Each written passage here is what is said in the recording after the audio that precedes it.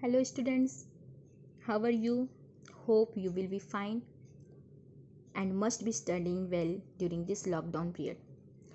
Students, I am here to explain the summary of a very interesting poem, The Ant and the Cricket. And The Ant and the Cricket is a poem of standard 8 which has been written by Aesop.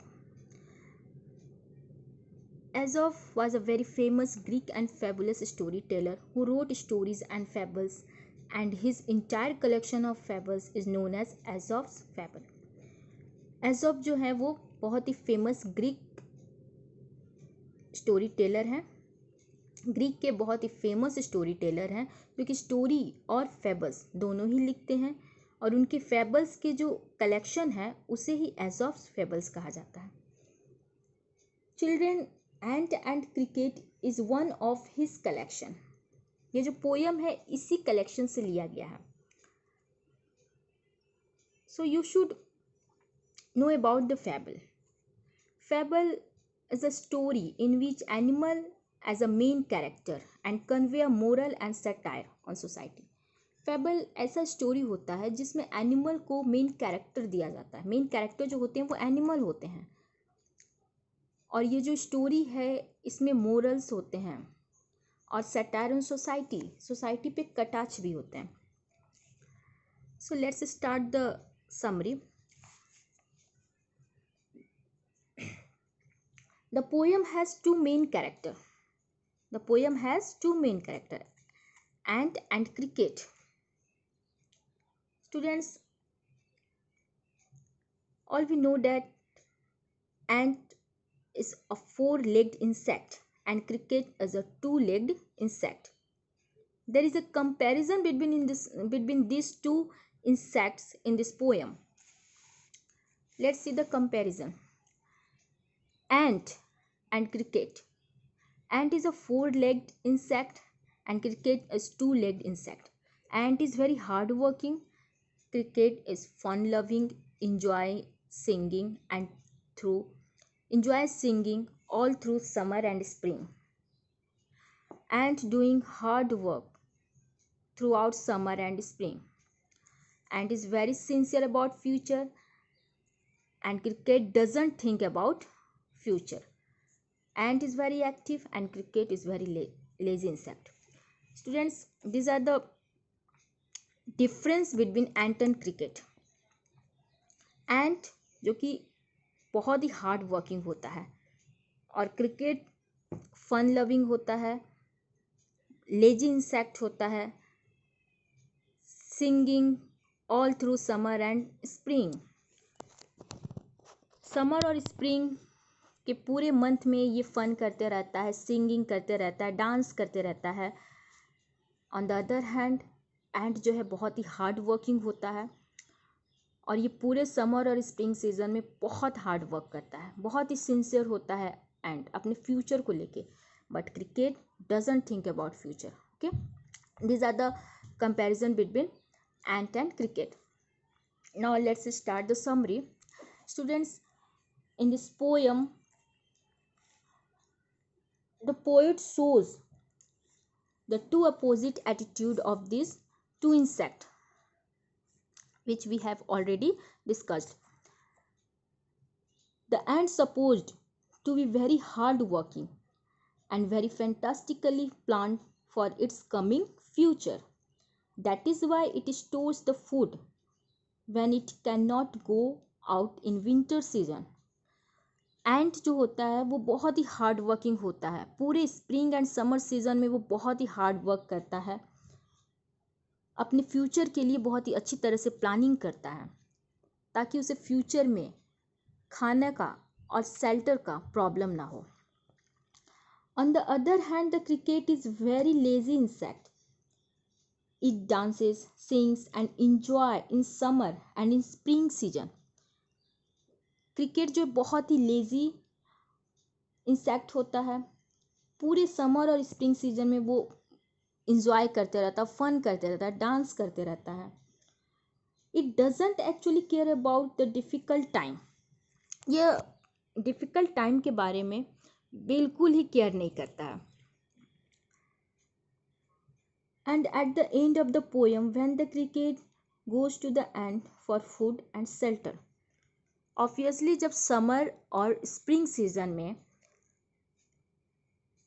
Insects जो होते हैं, एंट या फिर cricket, दोनों ही अपने अपना काम करते हैं। एंट हार्ड वर्किंग है, हार्ड वर्क करता है, क्रिकेट पूरे टाइम को वो फन में ही बर्बाद कर देता है। और जब विंटर का टाइम आता है तब क्रिकेट को प्रॉब्लम होने लगता है, ना उसके पास शेल्टर रहता है ना फूड रहता है, और तब वो सोचता है कि उसे एंट के पास जाना चाहिए हेल्प के लिए। And when the cricket goes to the ant for food and shelter, जब वो एंट के पास जाता है फूड और शेल्टर के लिए, then ant refuses to give it, तब एंट जो है वो रिफ्यूज कर देता है उसे देने के लिए कुछ भी। And then cricket learns the lesson that, तब वो जब एंट के पास जाता है क्रिकेट और उसे फूड और शेल्टर्स के लिए उसे बोलता है, तब एंट जो है कि रिफ्यूज़ कर देता है। और फिर उसे क्रिकेट जो है वो एक लेसन, उसे एक लेसन मिलता है, सीखता है वो एक lesson. He learns the lesson that it should plan for the winter season. उससे वो सीखता, वो उसे समझ में आता है कि उसे विंटर सीजन के लिए प्लान करना चाहिए था। It should have store food for it self, उसे अपने लिए फूड स्टोर करना चाहिए था। And it should have decided such strategies so that it could have faced such a difficult time, और उसे यह भी डिसाइड करना चाहिए था कि वो कुछ ऐसा स्ट्रैटेजी करे, उसे ऐसी स्ट्रैटेजी यानी प्लानिंग करनी चाहिए थी ताकि वो आने वाले डिफ़िकल्ट टाइम को फेस कर सके। And students, in the last line of the poem, which is very very interesting because it says that some cricket have 4 legs and some have 2 legs. Okay, last line, poem के last line में है कि कुछ crickets के 4 leg होते हैं और कुछ के 2 लेग होते हैं। The cricket have 4 legs compared to insects and the cricket have 2 legs have compared to humans. यहाँ दो लेग जो है वो ह्यूमन को कंपेयर किया जा रहा है और 4 लेग जो है इंसेक्ट को कंपेयर किया जा रहा है। ठीक है, ह्यूमन के 2 लेग होते हैं। और इस पोएम में ये भी कहा जा रहा है लास्ट लाइन में कि some humans as hard working as wild and some humans as lazy as cricket. Students, ये जो लास्ट लाइन है पोएम का कि the cricket have 4 legs, some crickets have 4 legs and some have 2। Last line जो poem की last line है वो ये बताती है कि कुछ क्रिकेट्स के 4 legs होते हैं और कुछ के 2 होते हैं। जो 4 legs हैं वो एंट है और जो 2 है वो क्रिकेट है, इंसेक्ट है, दोनों ही इंसेक्ट है। और ये जो लाइन है ये सैटायर कर रहा है ह्यूमंस पे कि कुछ ह्यूमंस भी ऐसे होते हैं, हालांकि ह्यूमंस के 2 लेग हैं, ठीक है, बट कुछ ऐसे बिहेव करते हैं 4 लेग इंसेक्ट की तरह और कुछ बिहेव करते हैं 2 लेग इंसेक्ट की तरह। यानी कि some humans are as hard working as ant while some humans are as lazy as cricket. कुछ ह्यूमंस इतने हार्ड वर्किंग होते हैं एंट की तरह और कुछ ह्यूमंस जो होते हैं वो बहुत ही लेजी होते हैं इंसेक्ट्स की तरह।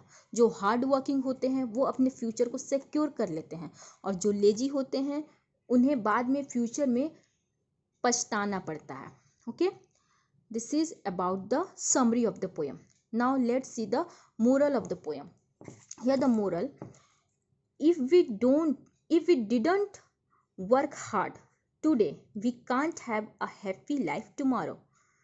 Students, अगर हम आज कड़ी मेहनत नहीं करेंगे तो हमारा जो टुमारो है वो हैप्पी नहीं हो सकता। We should secure our future by doing hard work.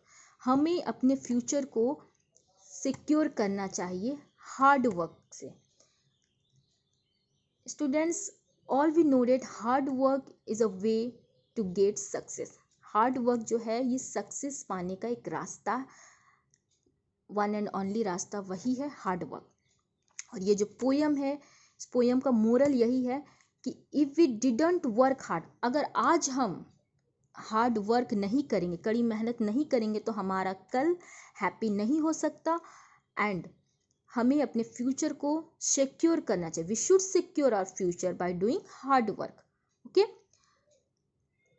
And hard work करता था पूरे समर और स्प्रिंग सीजन में, उसने हार्ड वर्क किया और इसलिए वो विंटर सीजन में बहुत ही आराम से रहा। On the other hand cricket summer और स्प्रिंग सीजन बिता दिया फन, डांसेस और सिंगिंग करके, पूरा इंजॉय किया वो 2 सीजन में। और फिर विंटर के बारे में वो सोचा ही नहीं, और विंटर में न उसके पास शेल्टर था न फूड था, और वो हेल्प के लिए गया एंट के पास। एंट ने उसे मना कर दिया और कहा कि न वो किसी को देता है और न किसी से लेता है। So students, this is about the summary of the poem the ant and the cricket. Thank you.